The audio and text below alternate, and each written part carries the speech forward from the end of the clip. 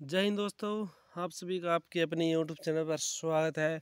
आज हम बात करने वाले हैं आर्मी की जो रिलेशन भर्तियाँ होती है उनके अंदर डॉक्यूमेंट की कि क्या क्या डॉक्यूमेंट आपको रिलेशन भर्ती के अंदर ले जाने चाहिए और मतलब किन किन जो नए डॉक्यूमेंट है वो बनवा कर ले जाने, ज़्यादा पुराने भी डॉक्यूमेंट है वो कहीं नहीं होने चाहिए।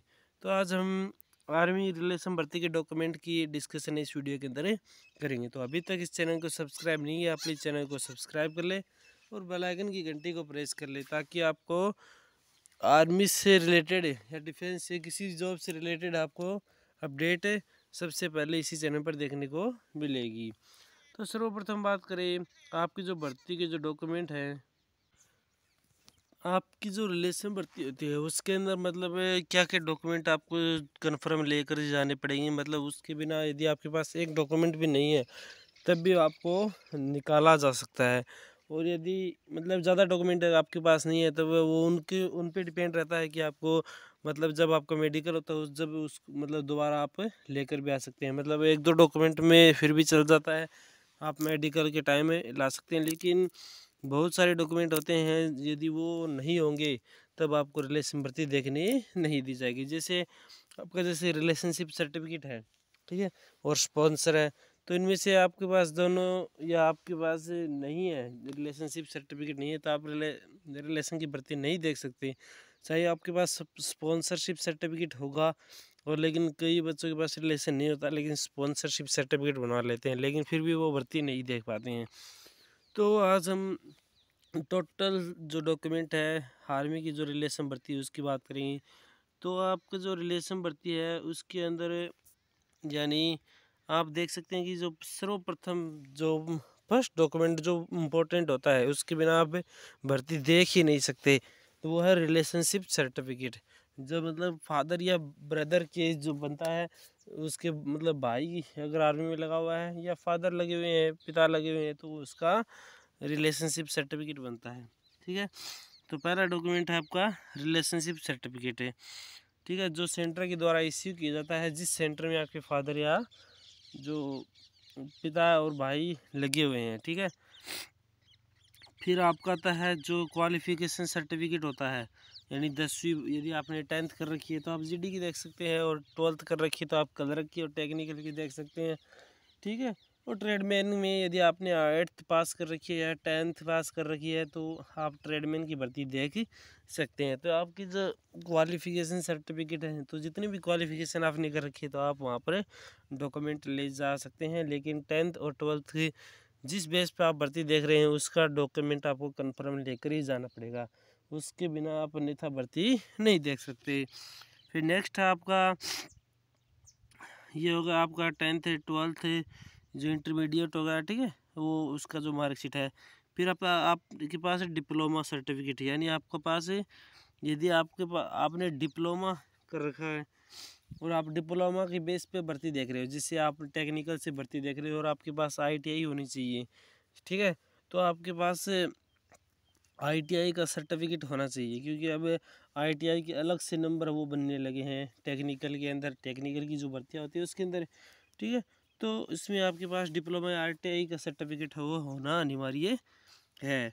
फिर नेक्स्ट बात करिए अगर नेटिव सर्टिफिकेट, डोमिसाइल सर्टिफिकेट, यानी मूल निवास प्रमाण पत्र। ठीक है, मूल निवास प्रमाण पत्र आपके पास होना चाहिए और ज़्यादा पुराना भी नहीं होना चाहिए।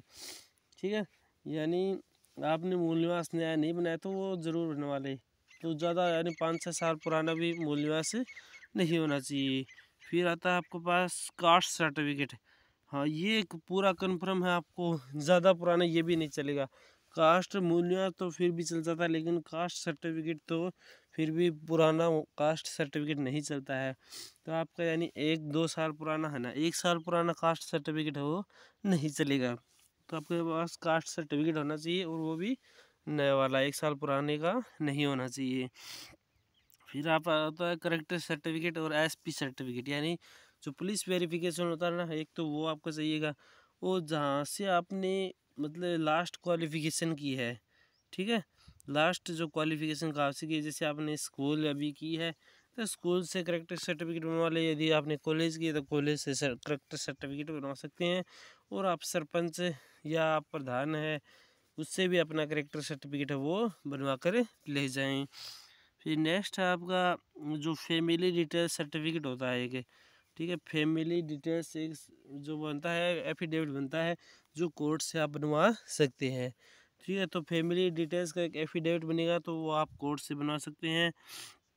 और आपने जो पिता का रिटायरमेंट ले रखा है आर्मी से तो आप अपनी डिस्चार्ज बुक की फ़ोटोकॉपी भी ज़रूर लेकर जाएं। और आपकी फ़ीमेल जो डिटेल्स है पूरी फीमेल का उसका एफिडेविट बनवा कर ले जाए। और आपको अनमेरिड सर्टिफिकेट को ले जाना वो ज़रूरी है, अनमेरिड सर्टिफिकेट भी आपके पास होना ज़रूरी है। सेल्फ एफिडेविट, तो सेल्फ एफिडेविट में अपने जो खुद की जानकारी का एक एफिडेविट होना चाहिए, यानी तुम कहाँ से हो, तुम्हारे पिता का नाम ये पूर्व एक फ़ोटो लगेगी। और अपने जो उसका आप कोर्ट से वो नोटरी वगैरह करवा कर एक एफिडेविट आप बनवा सकते हो आपकी पूरी डिटेल्स के साथ। आपकी क्वालिफ़िकेशन, नेम, विलेज, स्थान, सब कुछ उसके अंदर पता आपका डिटेल्स आ जाएगी, उसका एक एफिडेविट बन जाएगा।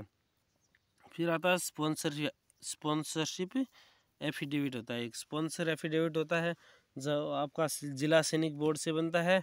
और यदि आपके भाई जैसे आपके भाई या फादर ऑन ड्यूटी है तब तो आपका जो एफिडेविट है वो कहाँ से बन जाएगा, कोर्ट से एफिडेविट है वो बन जाएगा, ठीक है।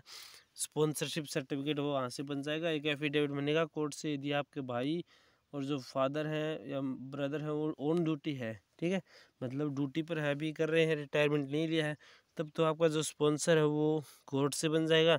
और लेकिन यदि आपके फादर और ब्रदर ने यदि रिटायरमेंट ले रखा है तो आपका जो स्पॉन्सरशिप सर्टिफिकेट है वो आपको जिला सैनिक बोर्ड जहाँ से जिस ज़िले से आप निवास करते हैं उस जिला सैनिक बोर्ड से आपको स्पॉन्सरशिप सर्टिफिकेट बनवाना पड़ेगा। यदि आपके पास एनसीसी ए का कौन सा भी सर्टिफिकेट हो, ए बी सी हो, तो आप उसको ज़रूर लेके जाएं क्योंकि उसकी भी अलग अलग आपको नंबर देखने को मिलेगी। एनसीसी सी सर्टिफिकेट की आपके अधिकतम मैक्सिमम 15 नंबर मिलते हैं और ए के 5 नंबर मिलते हैं। यदि आपने यानी किसी भी आपने जैसे 26 जनवरी 15 अगस्त है तो उसमें आपने यदि कोई मतलब ऐसा प्रदर्शन किया है तब आपको उसका सर्टिफिकेट हो तब आपको अधिकतम 20 नंबर है वो एनसीसी सी सर्टिफिकेट के साथ मिलते हैं। अकेला यदि एनसीसी सी सर्टिफिकेट है तब आपको 15 नंबर है वो मिलेंगे। फिर यदि आप स्पोर्ट्स से भर्ती देख रहे हो, स्पोर्ट्स सर्टिफिकेट होना ज़रूरी है। तो यदि आप स्पोर्ट्स के ट्रायल से भर्ती देख रहे हो जो सेंटर है उसके अंदर, तब आपके पास स्पोर्ट्स सर्टिफिकेट होना अनिवार्य है, चाहे वो इंटरनेशनल हो, नेशनल हो, स्टेट का हो या डिस्ट्रिक्ट का हो, यानी ज़िला का हो, राज्य, राष्ट्रीय और अंतर्राष्ट्रीय यदि आपके पास सर्टिफिकेट है, ठीक है, तब आप वो सर्टिफिकेट ज़रूर लेकर जाएं। फिर आपका आधार कार्ड हो गया, फिर आपका पैन कार्ड हो गया, ठीक है, ये भी आपके बहुत इंपॉर्टेंट डॉक्यूमेंट है तो ये भी आपको ज़रूर लेकर जाने हैं, ठीक है। फिर आपका अदर डॉक्यूमेंट कोई भी अगर आपके पास क्वालिफ़िकेशन वगैरह है तब आप उसका डॉक्यूमेंट है वो लेकर जाएं। और आपका पुलिस वेरिफिकेशन वाला ज़रूर लेकर जाना है, यानी आपका जो थाना लगता है ना वहाँ से आप अपना पुलिस वेरिफिकेशन वो पहले ई मित्र पर जाकर आप अप्लाई कर सकते हैं और आपको एक दिन बुलाएंगे थाने के अंदर और वहाँ पर आपसे डिटेल ली जाएगी और फिर आपका जो पुलिस वेरिफिकेशन है वो आपका बन जाएगा। तो वहाँ से आप अपना कलेक्ट कर सकते हैं ई मित्र से। तो आप पुलिस वेरिफिकेशन भी बहुत ज़रूरी डॉक्यूमेंट है। तो ये हमारे हो गए आर्मी रिलेशन भर्ती की सभी डॉक्यूमेंट हो गए। तो आपकी इन सभी डॉक्यूमेंट की हम एक दिन अलग वीडियो में हमको एक अलग अलग मतलब वीडियो बनाकर वो प्रोवाइड करा देंगे कि ये ऐसा सर्टिफिकेट होता है, ये ऐसा होता है, सभी डॉक्यूमेंट का एक अलग से और वीडियो प्रोवाइड करा देंगे आपको सभी ओरिजिनल डॉक्यूमेंट के साथ, ठीक है। तो आप इस चैनल को सब्सक्राइब जरूर कर लेना और बेल आइकन की घंटी को प्रेस कर लेना ताकि आपको आर्मी से रिलेटेड अपडेट और नोटिफिकेशन आपको सबसे पहले इसी चैनल पर देखने को मिलेंगे। तो इसलिए इस चैनल को जल्द से जल्द सब्सक्राइब कर लेना और बेल आइकन की घंटी को प्रेस जरूर कर लेना ताकि नोटिफिकेशन आपको प्राप्त हो जाए।